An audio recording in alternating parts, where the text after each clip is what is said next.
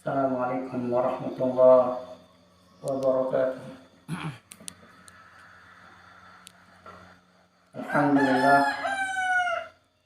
Alhamdulillah, wassalatu wassalamu ala Rasulillah wa ala alihi wa ashabihi wa man tabi'ahum bi ihsanin ila yaumil qiyamah, amma ba'du. Kita melanjutkan kembali hadis yang kedua dari kitab Umdatul Ahkam, itu al-haditsus tsani an Abi Hurairah radhiyallahu anhu qala, dari sahabat Abu Hurairah, semoga Allah SWT meridainya, dia berkata, qala Rasulullah sallallahu alaihi wasallam, telah bersabda baginda Rasulullah sallallahu alaihi wasallam, la yaqbalullahu salata ahadikum idza ahdasa hatta yatawaddu'a. Allah tidak menerima salat salah seorang dari kalian apabila dia berhadas hingga dia berwudu. Hadis ini diriwayatkan Imam Bukhari dan juga Imam Muslim. Saudara kaum muslimin, yang pertama di sini adalah yaitu sahabat Abu Hurairah, yaitu sahabat Nabi kita yang bernama Abu Hurairah radhiyallahu anhu. Beliau adalah Abdurrahman bin Sakhr. Nama aslinya adalah Abdurrahman bin Sakhr. Ya, dari suku Daus.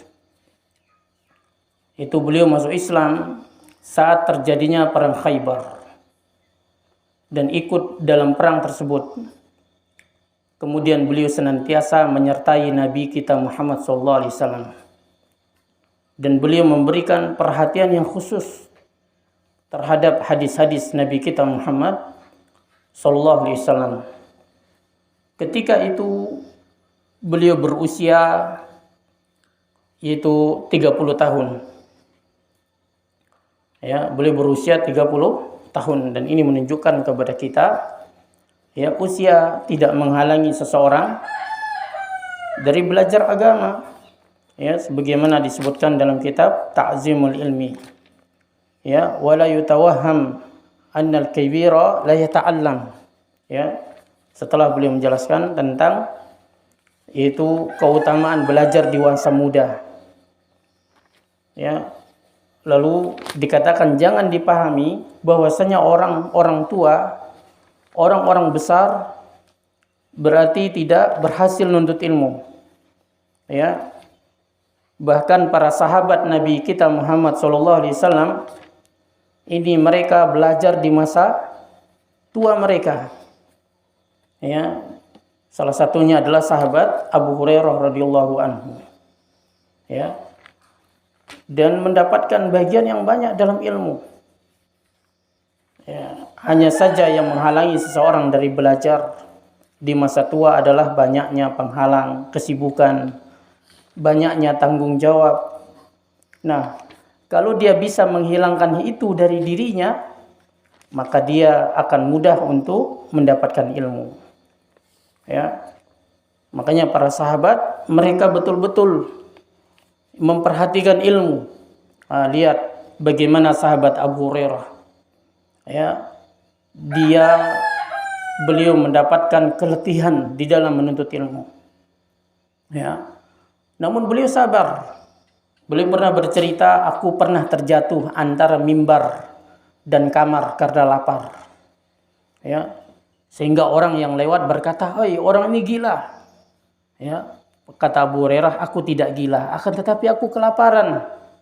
Ya, jadi beliau lapar dalam menuntut ilmu. Demi Allah yang tidak ada Tuhan yang berhak disembah kecuali Dia, aku pernah menempelkan perutku ke tanah karena lapar dan mengikat batu di perutku. Aku pernah meminta salah seorang dari mereka untuk membacakan satu ayat kepadaku, padahal aku lebih mengetahui tentang ayat tersebut darinya. Tidak ada maksud dariku kecuali aku berharap dia akan mengajakku ke rumahnya dan memberi aku makan. Masya Allah. Ya, makanya antum para santri harus sabar. Ya, di dalam menuntut ilmu. Ya, dan alhamdulillah ya kita tidak mendapati seperti apa yang dialami oleh sahabat Abu Hurairah. Ya, keletihan, kelaparan di dalam menuntut ilmu. Allah beri kita rezeki, alhamdulillah, maka gunakan kesempatan, tambah terus hafalan. Jadi sekali lagi, orang yang besar ya tidak terhalang dari menuntut ilmu ketika dia berusaha untuk berzuhud. Ya, sebagaimana kata Imam Ibnu Qayyim, jika hati bersikap zuhud terhadap kenikmatan-kenikmatan dunia, maka dia akan mendapatkan jamuan-jamuan akhirat. Apa jamuan-jamuan akhirat? Itu ayat-ayat Al-Quran, hadis-hadis Nabi Muhammad SAW. Sekali lagi kata Imam Ibnu Qayyim, jika hati itu bersikap zuhud terhadap kenikmatan-kenikmatan dunia, maka dia akan mendapatkan jamuan-jamuan akhirat. Namun jika dia puas dengan kenikmatan dunia dan kemewahannya, maka dia tidak akan mendapatkan jamuan-jamuan akhirat. Masya Allah. Ya, jadi ini sahabat Abu Hurairah. Ya, dan Masya Allah, ilmu beliau terus ya dimanfaatkan oleh umat Islam. Ya, sebagaimana kata Syekh Muhammad bin Shalih Utsaimin, apa kata beliau? Hari ini yaitu di zaman kita sekarang ini, kita bisa memetik faedah dari hadis-hadis yang diriwayatkan oleh sahabat Abu Hurairah. Ya, di saat yang sama, ya, sedikit pun kita tidak bisa memetik faedah dari harta para raja yang hidup di zaman Abu Hurairah. Masya Allah. Ya, ini apa? Keberkahan seseorang berletih-letih di dalam menuntut ilmu. Oleh karena itu, sekali lagi, ya, ini adalah yaitu perjalanan hidup dari sahabat yang bernama Abu Hurairah. Ya, oleh karena itu, ya, disebutkan bahwasanya ketika sahabat Abu Hurairah sakit yang akan mengantarkan kepada kematiannya, maka yaitu seorang raja yang bernama Marwan ketika itu menjenguknya dan berkata, semoga Allah menyembuhkanmu. Kata raja tersebut, namun dia justru berkata, sungguh aku rindu untuk bertemu dengan Tuhanku. Lalu Abu Hurairah pun menangis. Apa yang membuat Anda menangis, wahai Abu Hurairah? Kata orang-orang. Dia pun menjawab, aku tidak menangisi dunia kalian, akan tetapi aku menangisi jauhnya perjalananku dan minimnya kebekalku.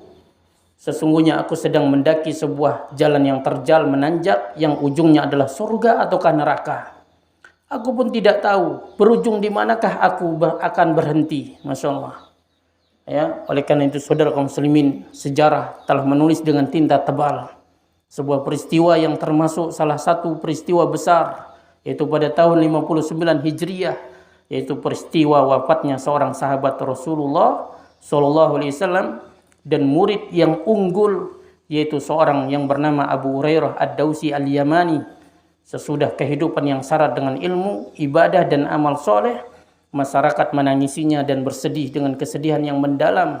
Maka semoga Allah meridainya dan mengumpulkan kita kelak di surganya bersama sahabat Abu Hurairah. Imam Bukhari berkata tentang Abu Hurairah, ya, beliau adalah orang yang paling pakar di antara para perawi di masanya.